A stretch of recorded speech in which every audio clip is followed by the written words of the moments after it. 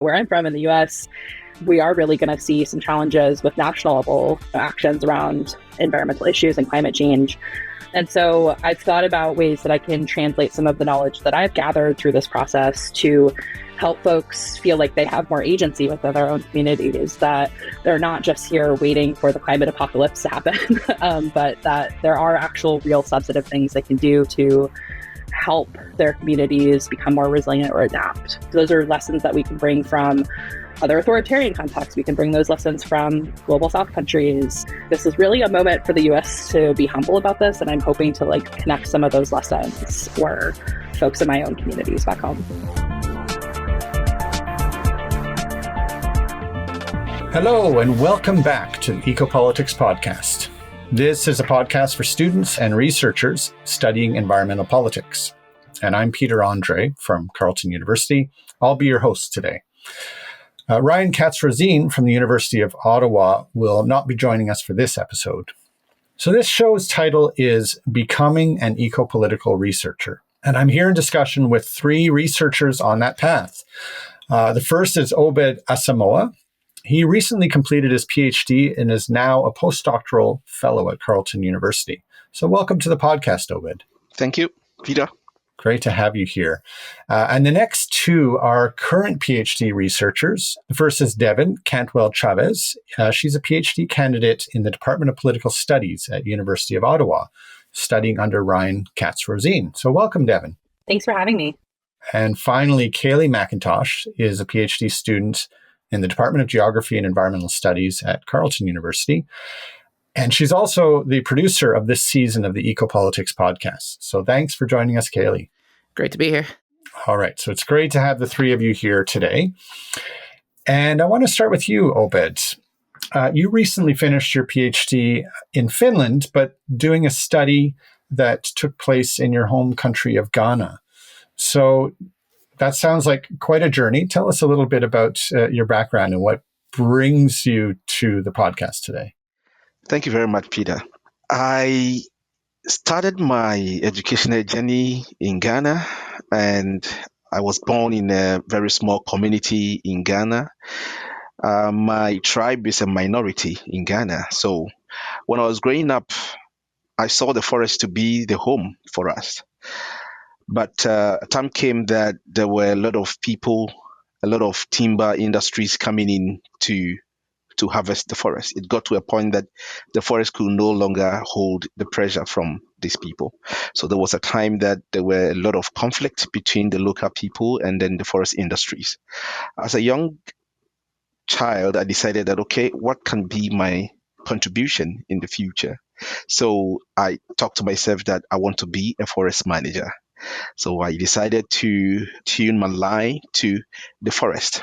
So after my high school, I decided to enroll in the university where I studied renewable natural resources and specialized in forest resource management. After that, I got opportunity to go to the Czech Republic and also study international development and specialize in environmental science. It wasn't my plan that I have to get a PhD, but along the line, I decided that I have to still pursue to be a researcher. So I decided to enroll in a PhD in Finland, where I enrolled as a forest science PhD in forest science. And after my studies in Finland, I got opportunity to work at Carleton University as postdoctoral research fellow, where I'm looking at mountain pine beetle and its effect on the forest ecosystem in British Columbia, in Saskatchewan, and then Alberta. So my journey has been long, but quite interesting. Yeah. Yeah, that's quite a journey, Obed. And just tell us a little bit more about your PhD research, if you can, because we have a lot of listeners who are curious. What do PhD students do? What do they look at? And in your case, it sounds like you were able to go back to Ghana and do a project that really served the forests that brought you down this path to begin with. Yeah, my PhD, I looked at non-timber forest product and how it can help improve the livelihood of the people. The reason why I chose this topic is that, like I said, my community was based in the forest. So we depend on the forest for everything. But as time goes on, I realized that if there is a way that we can sustainably utilize these resources and look at the kind of factors that can improve its utilization. So I looked at climate change and how it has impacted on this non-timber forest product.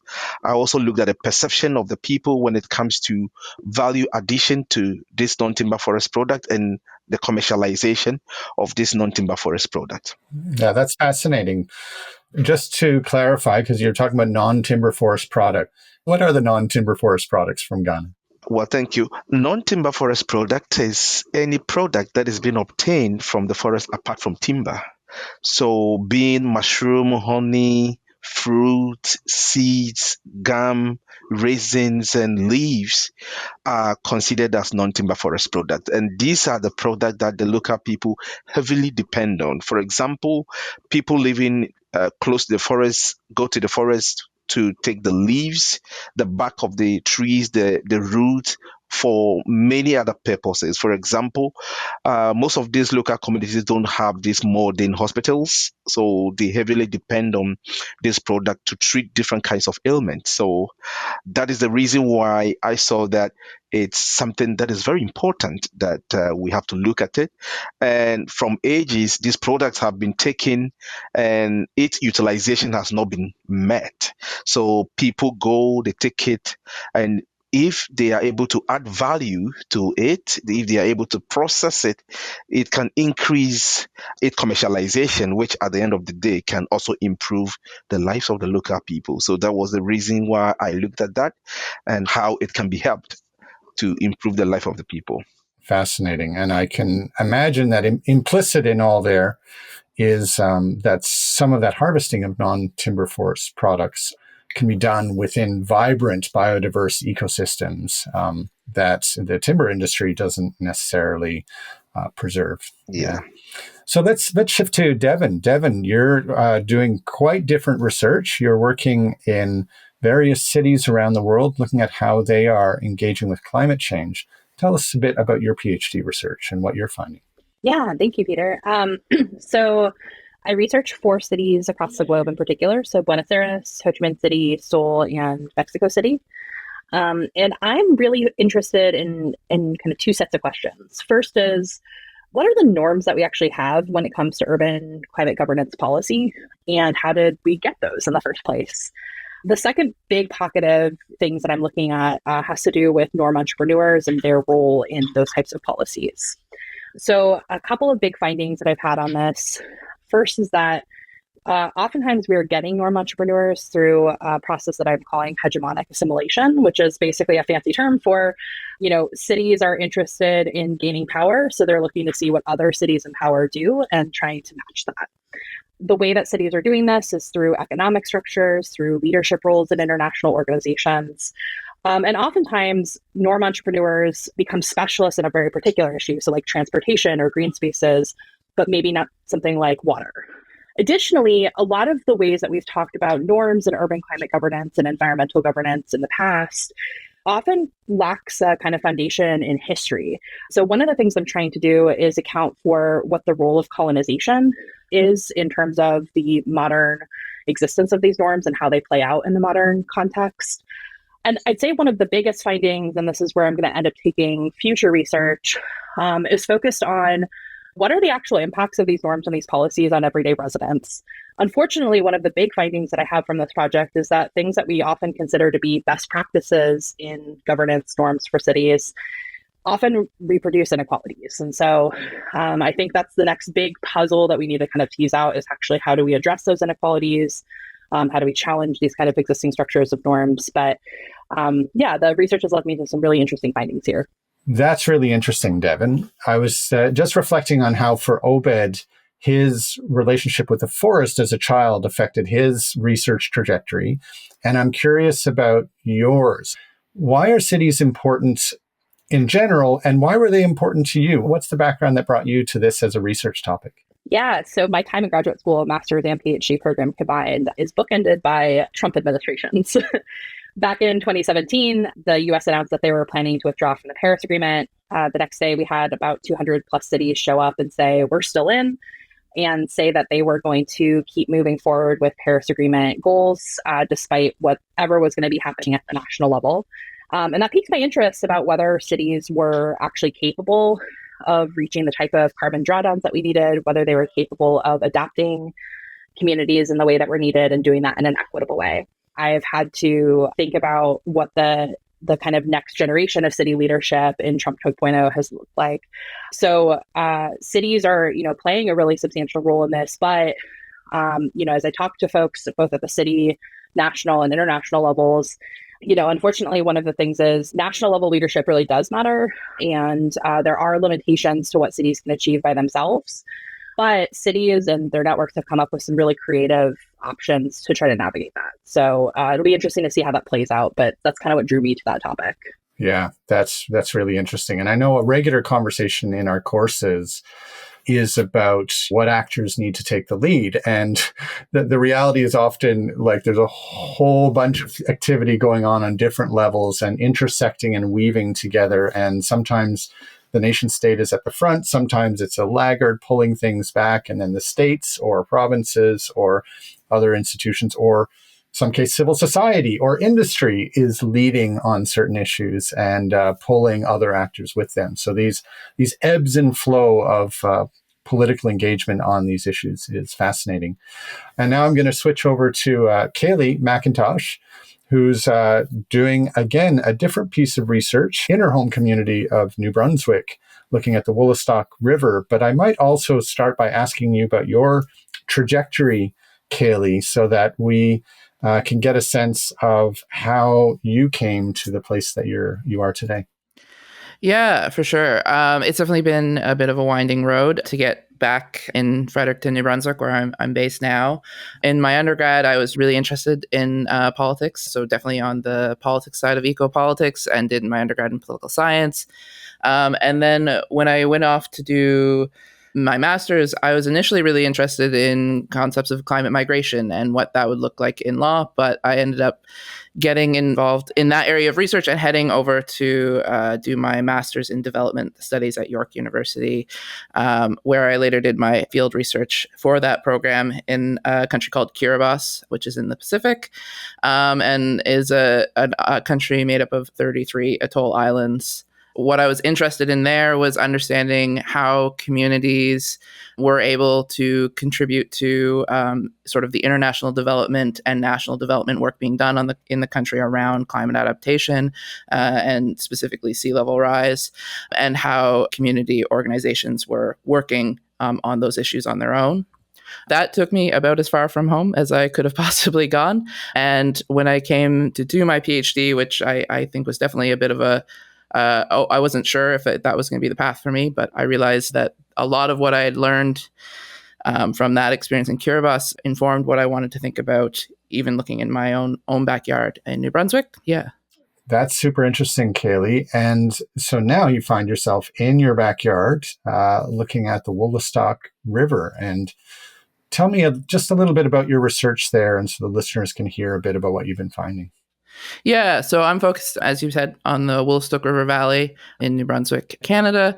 I'm focusing on 3 case studies of resilience projects looking in the river led by watershed groups, which are the sort of community organized and NGOs, environmental NGOs in the province.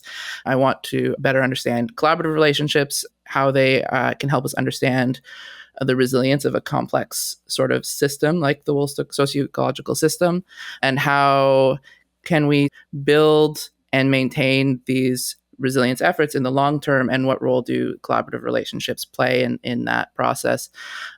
Really like trying to open up the relationships that are involved to really see who are thinking expansively about who are stakeholders, who are participating, why are they or why are they not participating, and how do those relationships inform sort of a dynamic process of building resilience and maintaining it in the long term. That sounds like exciting, maybe even complicated work. Can you just say a little bit, Kaleigh, about what does doing that research look like from day to day for listeners? Yeah, it was definitely a process of learning that even though I'm from here, you got to build those community relationships, getting out there, getting involved in the networks of folks doing work in this space. So that was sort of the initial part of it. And then coming to what exactly the research should look like with community partners, building relationships with these partners to form these case studies. And then the actual research of it is I'm mainly focusing on long form interviews with all the stakeholders in each case study. So yeah, mostly I'd say it's a process of building relationships, and it's definitely interesting how I'm studying relationships and also trying to build relationships at the same time. Yeah. That's really neat. One of the patterns that I noticed across all three of you is that you didn't necessarily expect to be doing what you did in your PhD work or are doing in your PhD work. I know that some of the listeners may not even have imagined doing a PhD yet. So I'm curious, what's it like being a PhD student or a recent PhD student in the case of Obed? What words or phrases come to mind and why? Obed, do you want to try this one first? Yes. The words that comes into my mind is knowledge acquisition and then knowledge utilization. As I've been able to, throughout the PhD journey, I've learned so many things. I've met so many people, different background, and I've learned so many things from them, especially when it comes to forest management. There were many other things that I thought that it was very normal when it comes to my country. But after interacting with people, attending conferences, presentations, and meetings upon meetings, this has really opened my mind. It has really given me the experience and the knowledge that it's needed when it comes to forest management.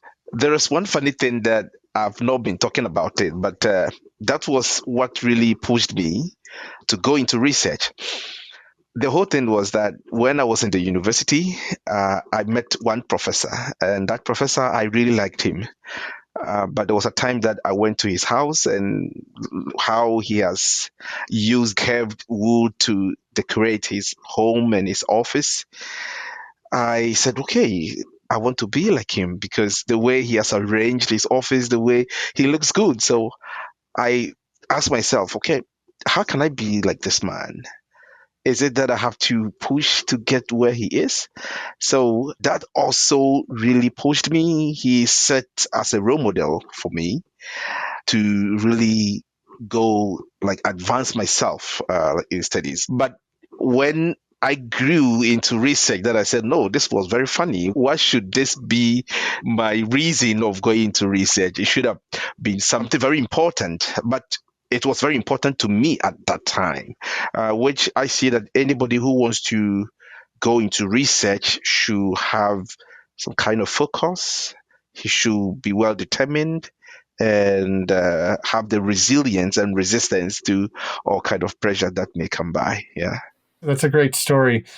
I hear you at the end, you're saying you need a good research focus and you need a reason for going and that determination. But having a role model and vision of where you want it to end up sounds like that's really important. And that would be true for many different paths that the listeners might be going on. Yep. Devon, how about you? What words or phrases come to mind when you want to sum up this idea of being a PhD student? Maybe unexpected. What was unexpected about it? Yeah, so I think a little bit of context that helps here is that I'm a first generation college student. So in the US, what this means is I'm like the first generation in my family to go to college. My parents don't have a 4-year degree. My brother has an MBA, but he's about 8.5 years older, and it's a very different ballgame. So what that means is there's a lot of what's called hidden curriculum, and there's a lot of folks that have done like writing and written books about this and things like that. So one thing about the hidden curriculum is that you're running into stuff that you didn't know about all the time. So every time you think that you kind of understand how something works, there's a new twist to it. And so, the hidden curriculum can be really frustrating to navigate. Folks have done some recent research about what the composition and demographics of PhD and faculty members look like. And there's a shocking number of people who are not first generation. Like, not only are they not first generation in the traditional sense of the definition I gave, but they have parents who have PhD members and are faculty members. And so what that means for the kind of type of navigation of resources during grad school could be quite tricky. So a couple of things that I've drawn from this. First is that community I found to be incredibly important. So whether that is community with graduate students or community within your university environment, or your discipline, or in the cases that we've all kind of talked about, community within your research and field sites, right? So I think community is really, really critical for navigating this. Relationships matter so much in the research sense, but also in terms of navigating your program and navigating hidden curriculum. The other thing that I think really makes a big difference is, a lot of my experience has been framed in humility and reflection. You will navigate things sometimes that you look back and you're like, it's maybe not the way I wanted to do that, right? Or, I could have, that interaction could have been different. And reflecting on that and learning from that and building new practices in your research or new practices in how you are engaging in coursework. And so I'd say, those are the things I think that have been kind of defining characteristics of my experience through a PhD program, and are oftentimes like the cornerstones of advice that I give to folks considering PhD or graduate school. So community as a really important resource, self-reflection as kind of a key skill in adjusting over time as you learn, and that all relates to this hidden curriculum that you're talking about. Kaleigh, what are some words that come up for you when you think about the PhD experience? Yeah, I mean, I definitely connect a lot with what has been said. Certainly, I think the road really started for me when I ended up doing my master's, but ultimately, my supervisor just said to me one day, "Had you ever heard of Kiribati?" And then it really tumbled from there. There is always a lot of chance in that element for me. So I echo that as well. I think as well, the skill set I knew I had in undergrad and master's did not lead me to really think I would be very good at doing a PhD. I think for me in my research, I feel like a researcher is really part of the research that I'm doing. I'm in this community and playing an important role for actors in there. So grounding the research, maybe not being outside looking in, but being a part of it for me has been really valuable, especially I think, and I'm sure it's true for many of us on this podcast. I started during the pandemic. So I think a PhD can be a bit of an isolating process in general, and then sort of furthering that by having done most of my first year remotely, all that coursework. So I think really seeking connection within the academic community and being really active in that was important to me, but also seeing that for me, a researcher has, especially in the context of ecopolitics, I think has a really important role in the communities and the work that they're doing, and is playing a role on the ground. And I hope, and I think I am playing a role in the capacity of the people that I'm working with. Cool. Thank you, Kaleigh. One of the things that I want to comment on that I'm hearing from all of you is self-confidence growing over the course of this experience. And I can hear it in your words now that you've learned a lot. You've come a long way. You know that there's still more steps to go, maybe to where you want to be, but you have been learning a lot. And I want to pick up on the last point that I heard from Kaleigh around seeing the effects of your work contributing to something larger. And I wonder if we could just maybe do a round. I'd love to hear your reflections on what you've learned about where the kind of research you're doing, ecopolitical research, fits into the broader challenges that we're all facing, which is listeners to this podcast know that biodiversity threats and climate change, and there's so many challenges, changing political landscape. What have you been learning about the place of research and researchers in confronting and addressing those challenges today? Yeah, I've seen, for me, I think the role of a researcher has really been, and I know maybe as a PhD candidate, I don't always feel this way, but my time and capacity is very different than the people who I'm working with. I don't know that it's that none of them could have thought of the things that I am thinking of or asked the questions that I'm asking, but the work that they're doing does not lend itself to having the time to address it. And in many cases, I've gone to talk to them and they're like, yeah, we were hoping that maybe we could ask a researcher to look at this thing, or we just can't take it on, but we'd point you in this direction. So I think in a lot of ways, the way that we are able to take on questions and think about things, and the way that we maybe want to think about things, is really valuable, especially in my area where they're looking at a lot of lab work, a lot of field work, monitoring water quality, for example. That's demanding work, but it can be very day-to-day, week-to-week, month-to-month, and doesn't necessarily lend itself to sort of connecting knowledge between different communities, between different organizations. And that's a skill set that I can bring and a capacity that I can bring. So there's definitely a role that the time and capacity of being a PhD candidate brings. A lot of what Kaleigh had mentioned resonates with me as well, but I want to extend on two things here. First, I have the benefit of having a 30,000 foot view, if you will, of what is happening around urban climate governance. Oftentimes when I'm doing interviews with different interlocutors, they have such deep knowledge of their very particular context. And oftentimes the question that I'll get is, actually, we're kind of curious about how this compares globally, or we're kind of curious what's happening on this other part of the world. And similar to what Kaleigh had mentioned, some of that's the capacity piece. I think some folks would be honestly shocked to learn that some of the big megacities, global cities that we might think of as leaders on climate or might think of as having big climate issues have very, very small staffs. Like in some of these cases, there's maybe less than 10 people working on climate or sustainability issues. And so while they're doing really great at tackling these issues at local levels, and they might be tied into big networks like ICLEI or C40, sometimes they don't have the capacity to really understand what's happening at that 30,000 foot view, even though they really want to have those types of connections. So I think researchers offer an opportunity there to help collect some of that information and help distribute that information. But the other piece is, I've been thinking about this in recent weeks, is especially I think looking down the next 4 years, where I'm from in the US, I think we are really going to see some challenges with national level actions around environmental issues and climate change.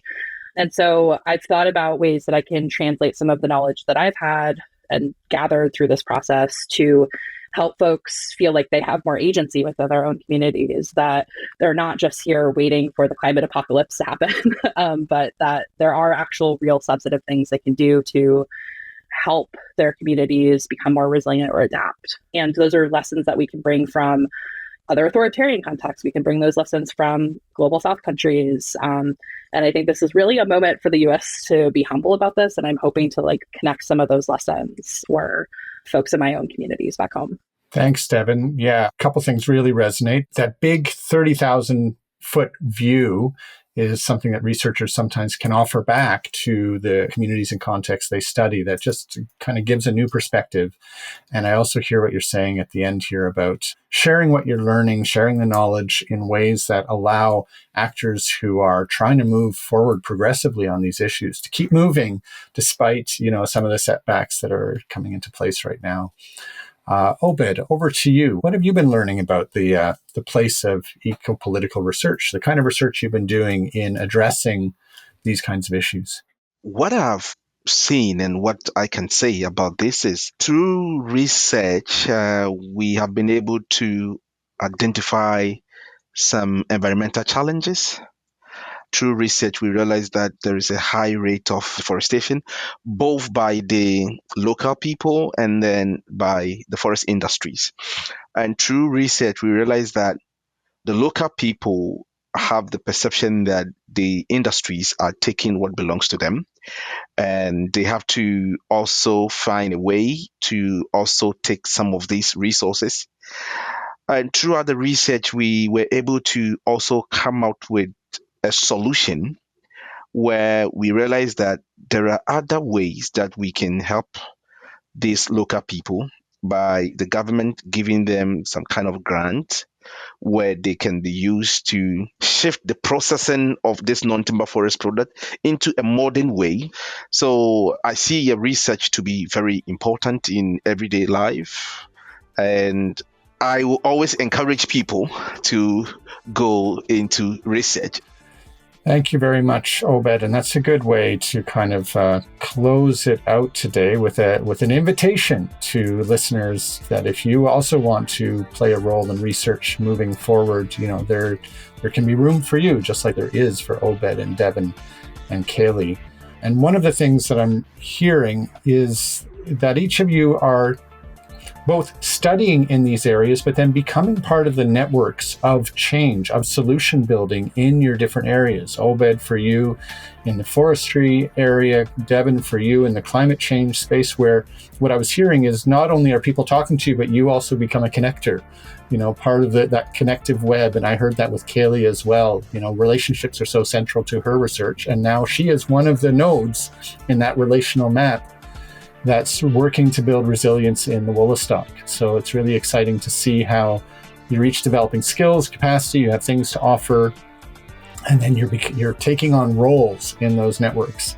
Hopefully also roles that may lead you to being either professors in these fields or to work in other ways to kind of keep moving change forward in positive ways. So I want to thank you each for being here with us today, Devon, Obed, and Kaleigh. I'd also like to just take this moment as we close to thank our season's producer, Kaleigh McIntosh, who is also here on the podcast today, along with our editor, Nicole Bedford, our technical and artistic design guru, Adam Gibbard. Thank you as well, Adam, for the amazing graphics and visuals that you do for the Ecopolitics podcast. So thank you to each of our speakers today and to our audience for joining us. And we look forward to speaking with you again in our next episode.